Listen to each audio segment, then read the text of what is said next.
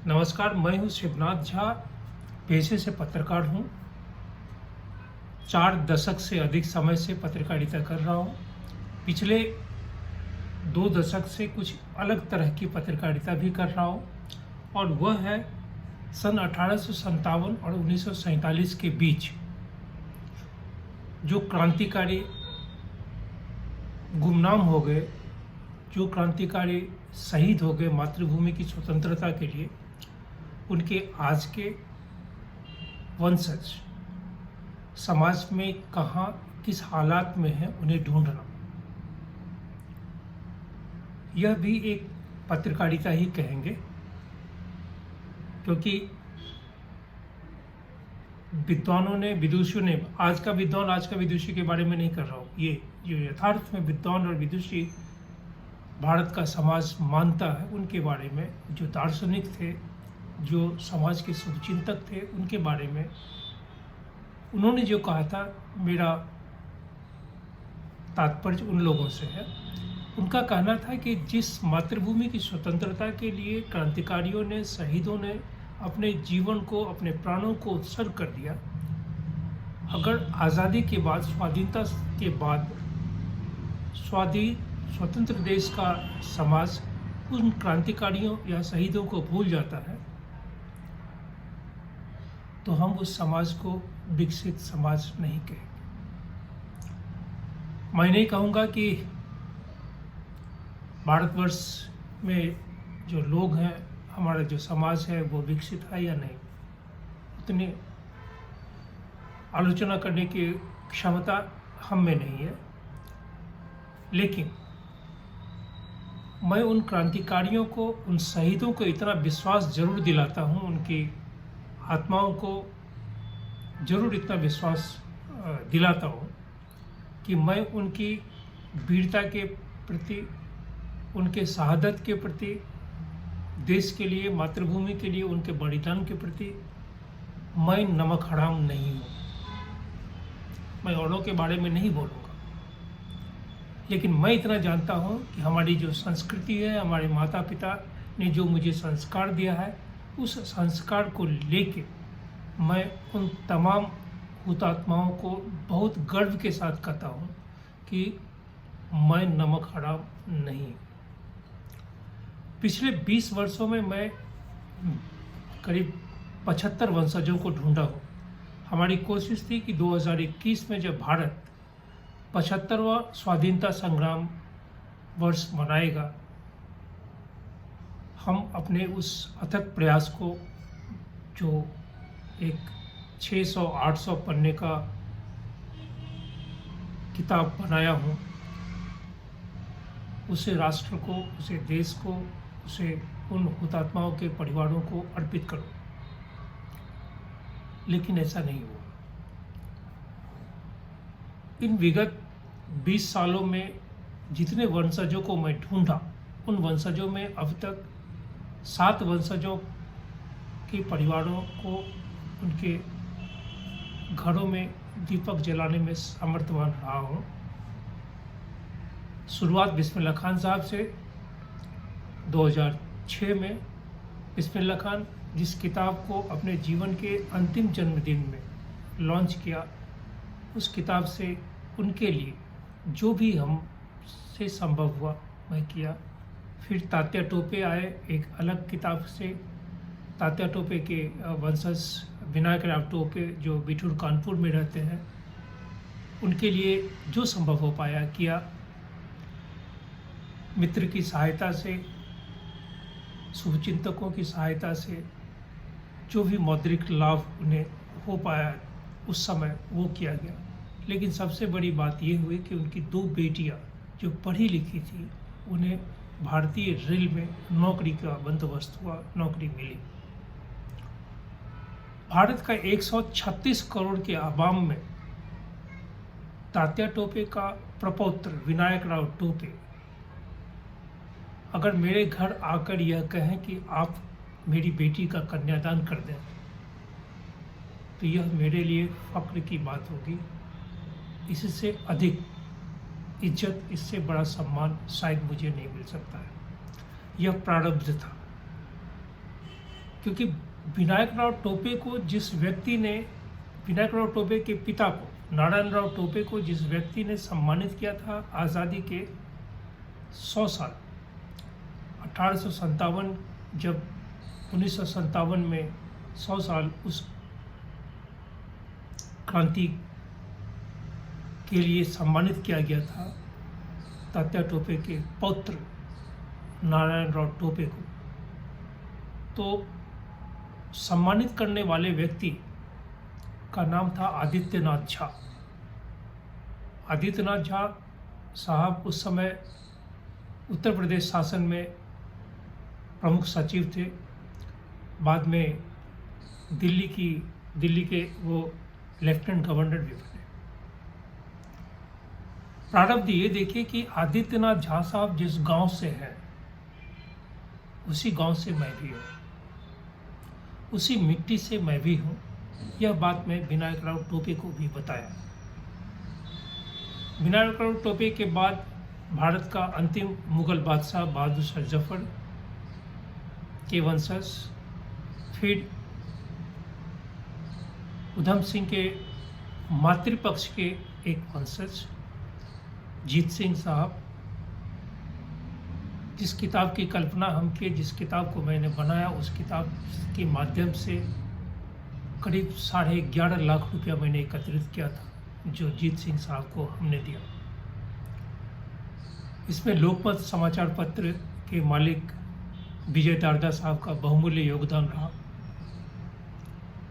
फिर आए राम प्रसाद बिस्मिल साहब। राम प्रसाद बिस्मिल साहब को सभी लोग उत्तर प्रदेश से जोड़ते हैं, लेकिन राम प्रसाद बिस्मिल साहब के पिता मुरलीधर साहब तो उत्तर प्रदेश के नहीं थे, वो तो मध्य प्रदेश से आए थे। फिर हम लोगों ने मध्य प्रदेश की यात्रा की और विजेंद्र सिंह साहब की बेटी प्रियंका के लिए हम लोगों ने जो बन पाया एक अलग किताब से उसकी शादी कराया। इन 75 वंशजों में हमारी कोशिश जरूर है, आज भी है, प्रयास अनवरत है कि मैं करीब 25 वंशजों को घर में, उनके घरों में दीपक जलाऊं, उनकी बेटियों को पढ़ने में या उनकी बेटियों के विवाह में या उनके पुत्र पुत्री जो भी घर में है जो शिक्षित नहीं है उनको शिक्षा देने में एक अहम भूमिका निर्वाह करो। वजह यह है कि शिक्षा का अभाव के कारण ही आज इन वंशजों की यह गति है या यह दुर्गति है। 1857 और 1947 के बीच में जो क्रांतिकारी बंगाल के थे, बंगाल में शिक्षा की कमी नहीं हुई, शिक्षा की किल्लत नहीं हुई, सोच में लोगों की सोच में कोई किल्लत नहीं हुई, पढ़ाई कभी किन्हीं भी वंशज का बंद नहीं हुआ और सभी पढ़ते गए।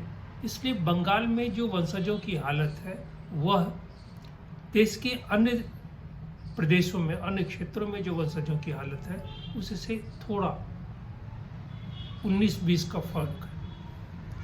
बिहार की भी स्थिति बहुत बेहतर नहीं है, उत्तर प्रदेश की भी स्थिति बहुत बेहतर नहीं है। जो स्वतंत्रता संग्राम जो सेनानी पेंशन है आज की तारीख में 30,000 रुपये के आसपास जिन्हें मिलता है, उनके लिए मैं कुछ नहीं कहूँगा। उन्हें सरकार की तरफ से जो सम्मान या सरकार की तरफ से जो आर्थिक मदद होनी चाहिए वो उन्हें मिल रही है, चाहे प्रदेश की सरकार हो या केंद्र की सरकार हो। औसतन स्वतंत्रता संग्राम सेनानी पेंशन योजना के तहत जिन लोगों को यह मदद प्राप्त हो रहा है उसमें औसतन 44 या 42 हज़ार रुपया या 40,000 रुपया प्रति परिवार को मिलता है। आज की तारीख में 40,000 रुपया कम नहीं है। इसमें भी बहुत सारे गड़बड़ है। जो डिस्बर्समेंट जो बांटने वाले बैंक हैं उसके बारे में भी बहुत तरह की बातें आई। कई लोग मृत्यु को प्राप्त किए हुए, उनके नाम से भी अभी भी पेंशन योजना के तहत उनका नाम जा रहा है, बैंक में पैसा जा रहा है। कौन निकालता है, कहाँ जाता है, इसकी जानकारी शायद सरकार को भी नहीं है। अगर है भी तो इस मामले में मेरा कोई दखल अंदाजी नहीं है। मैं जांच पड़ताल या किसी तरह की करने की हमारी कोई मंशा भी नहीं है। मैं सिर्फ ये चाहता हूँ कि जिस तरह मैं अपने सीने पे हाथ रखकर सुबह आईने को देखकर अपने पर गर्व महसूस करता हूँ कि मैं उन क्रांतिकारियों शहीदों के प्रति नमक हराम नहीं हूँ। मैंने नमक हरामी नहीं किया। चाहे मैं 10 परिवार या 20 परिवार या 25 परिवार को अपने जीते जी नया जीवन दे सकूं। आप लोगों से भी निवेदन करूंगा, करबद्ध प्रार्थना करूंगा कि आप इस मुहिम में मदद करें।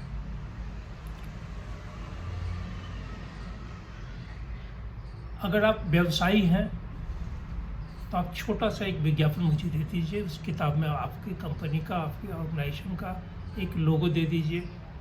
आप समाज सेवी हैं, संस्थागत, आप जो भी हैं, आप चाहते हैं कि राष्ट्रीय और अंतर्राष्ट्रीय स्तर पे आपकी ख्याति हो, आप विख्यात हों, आपकी सोच, आपका काम उन क्रांतिकारियों और शहीदों के प्रति आपका जो योगदान यह विश्वव्यापी हो, आप मेरी मदद करें।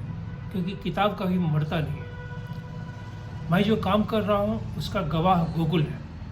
गूगल पे शिवनाथ झा 1857 1947 अगर आप लिखेंगे तो आपको हमारे काम का अंदाज़ा मिल जाएगा। आप उसे देखें, आंकें। समाज में संभ्रांतों की किल्लत नहीं है। सोशल मीडिया पे राष्ट्रभक्तों की किल्लत नहीं है, बाढ़ है। सच में ये कहिए कि हिमालय पर्वत से जिस तरह पानी का बहाव होता है और भारतवर्ष के सारी नदियों में पानी भरा होता है, उसी तरह सोशल मीडिया पे राष्ट्रभक्तों की बाढ़ है। क्योंकि गूगल में उन क्रांतिकारियों का, उन शहीदों की तस्वीर है सुरक्षित गूगल के आंगन में। गूगल के आंगन से उसे निकाल के अपनी तस्वीर को उसके साथ लगा के फिर सोशल मीडिया पे चिपका देना, उन क्रांतिकारियों शहीदों को नमन कर देना, श्रद्धांजलि दे देना। अगर यही राष्ट्रभक्ति है, यही उन क्रांतिकारियों और शहीदों के प्रति सम्मान है, समाज का समर्पण है, तो मुझे क्षमा करें, मैं ऐसा समर्पण नहीं करना चाहता हूँ। अगर आज ही आप देखें तो लाला लाजपत राय का आज के दिन देहांत हुआ था। आप सोशल मीडिया पे देख लें कि लाला लाजपत राय को श्रद्धांजलि देने वालों की कितनी लंबी कतार है। जिन्होंने श्रद्धांजलि दिया, मैं उन्हें नमन करता हूँ। जो नमन कर रहे हैं उन्हें भी मैं नमन करता हूँ। लेकिन उनसे आग्रह भी जरूर करूँगा कि कुछ ऐसा भी करें जिससे उन क्रांतिकारियों, उन शहीदों के जो आज के परिवार हैं, अक्सर हम लोग एक सवाल पूछ देते हैं कि फलाने क्रांतिकारी की तो विवाह शादी उसने नहीं किया, तो उनके वंशज कैसे हो गए।